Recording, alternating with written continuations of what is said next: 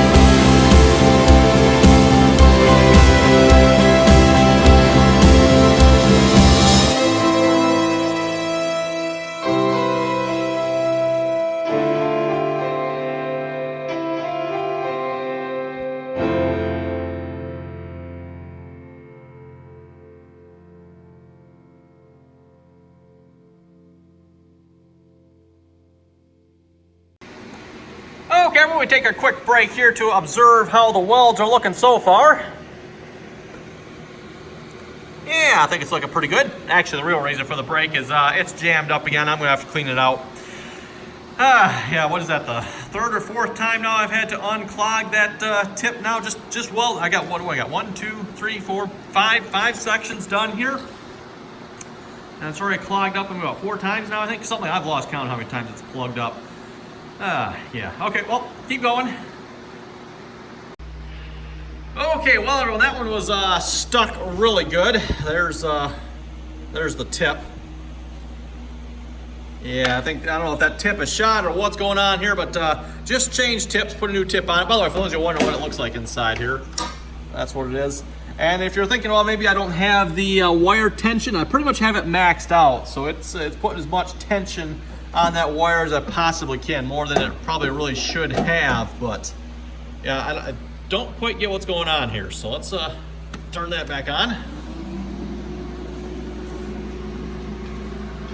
Okay, well, let's, actually, no, let me feed it here first. Let's see if this will work.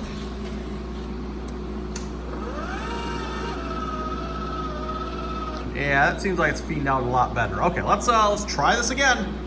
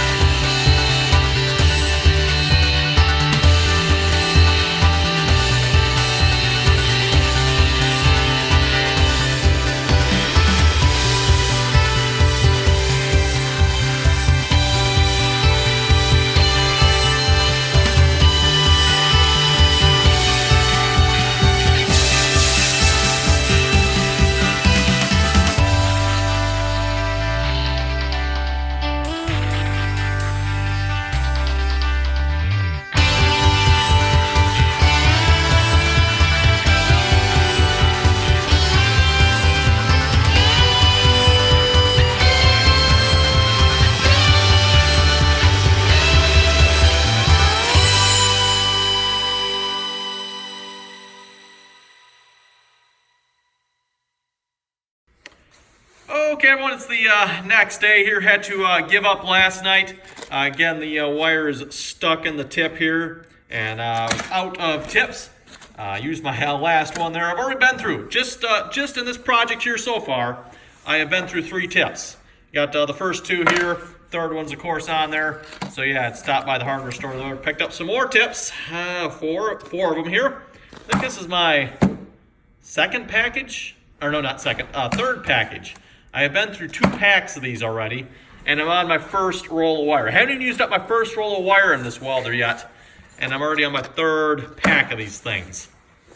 Utterly ridiculous. Again, not sure if I'm doing something wrong here. I actually got the book out here, reading through some of the directions. Yeah, that's that ain't gonna help much, right?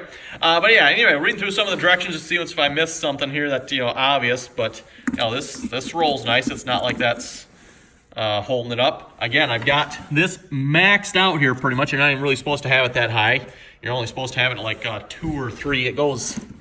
Let's see if you crank it up here. There's gonna be a 3. There, yeah, there's the 3.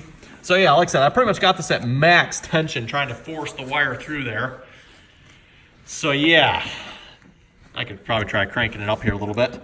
I've tried this. I had it at what 2 or 3 that recommended, and of course there's a reason I have changed it to 4 again to try to force the wire through the tip there. So I don't know why these tips are burning up. If you read the book here, wire burns back to contact tip. Essentially what's happening here, it is out at the moment, by the way, but it basically won't weld with that tip. That tip is shot.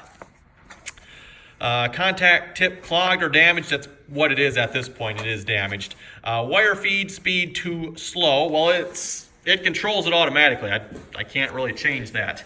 Well, I shouldn't say that. I can switch it to manual mode. I am welding in synergic mode, I think, or synced mode, whatever you want to call it. Basically where you set the voltage with this knob, and then you control the thickness of the material with this knob. That's basically how it works. And then once you got it set with this, you just change that. What else we got? Wrong size contact tip. Well, this is 30 thousandths wire. I'm using 30 thousandths tips.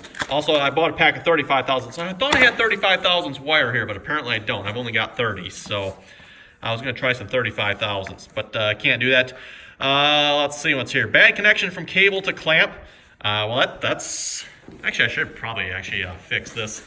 What's going on here? I don't know if you can see it. Come on, focus. It is pulling out of there, or actually, I don't know if the insulation is pulling back there, or it's pulling out of the clamp there, but I don't think that's a bad enough connection to cause problems, I don't think. Don't think that's it. Let's see, what else we got? Slag buildup inside nozzle, or nozzle is shorted. Well, I'm not sure how you tell a nozzle. Why would the nozzle be shorted? That doesn't make sense to me, but yeah, I mean, there's a little bit of buildup in there. Let's see if I can get it to focus. But I mean, it's not that bad. Again, using this nozzle gel seems to help with that. You're not getting the buildup inside of this like you typically would, but yeah, it's definitely not helping with the clogging of this. So anyway, let me get this changed out here a minute, and we're gonna start welding again, or at least try to. Okay, everyone, got another tip installed there. I think we're ready to go here, hopefully. If this doesn't work, I'm tempted. I'm just going to switch to stick welding here, which this welder does quite nicely, by the way. It does stick weld very nicely. And it MIG welds very nicely here as well. If you can keep it going here, it doesn't burn to the tip or stick in the tip there. So yeah, I've got it set at 50 here so far, and 52, which actually, if you look at the settings here, this is about, I would say about 12 gauge material, maybe anywhere from 12 to, well, actually, let's see what's here. Yeah, I'm gonna say anywhere from 12 to 1/8 of an inch here, I'm gonna say. Again, this doesn't have 30 thousandths settings, but if you look at the 30 thousandths for solid wire, let's see here, 12 gauge, we're actually gonna have the left knob at 60. I've got it set at 52. If you were running 35 thousandths, you would have it set at 30. So I'm kind of like splitting the difference here just a little bit, guessing. So that might be part of my problem here. Don't know. Like I said, I was going to try 35, but I don't have any at the moment. I know I have ran 35 thousandths through it here, though, because in fact, I'm pretty sure that's not going to help, because I've already burned up my 35 thousandths tips. I don't have any 35 thousandths tips because I burned them up. So, yeah, that's why I bought those. Anyway, I'm going to start welding. Not going to bother recording here. I'm welding on the inside there, welding the inside pieces, or at least trying to anyway. We're actually almost done here, I think. I've just got to Well, I've done this already. I don't think I did this on camera. I welded that. I'm working on welding inside here. Gonna weld that yet. So yeah, I got that side done already. I think I just need to do this side. And, oh no, I got the corners. Yeah, okay, so I'm literally working on the last little bit here. Getting close, just, I could not get it done there last night. I was trying to, you can see it's, and the reason, part of the reason we're splattering here, we got a pretty good gap. But then it just wasn't feeding wire, it was just, that's basically what it was doing, so, yeah. We'll see how it goes. Might try stick welding this otherwise. Well, everyone, after about another hour of welding here, I think I'm going to call that the maximum amount of damage I can do to this thing here. I think, yeah, I think we're going to wrap this up for welding. I'm going to go through, clean it up. That'll probably be tomorrow's job. And then we'll, see if we've got to touch up any areas too with weld, see if there's anything else. But welded inside and out, seam, every single seam all the way around. Debated on whether I wanted to weld this. Okay, I can touch this. Debated if I wanted to weld this shut too, but I'd have to find some way of pulling that together because that's a pretty big gap there. So, but yeah, might look into that yet. We'll see once here because again, I think it would look a little better if that was just welded shut, and then you don't have to worry about getting paint behind there and rusting and all that good stuff. In theory, anyway. So yeah, like I said, welded every single seam, top and bottom, all the way around. Redid a couple of the welds here and there too, like right through there. Redid that weld, did that weld. Bottom, redid a couple here as well. Oh, one thing I did do, see if I can pivot this around here. I ended up cutting this piece here out and welded a new piece in. The piece that was in there, let's see, I think I still have it here yet. Yeah, it was just too thin. And if you can look at it here, while I was welding, that's what it did. It just warped right to crap. In fact, the one on this side even, if you can see that, it's pretty warped too, so I'll have to straighten that back out a little bit.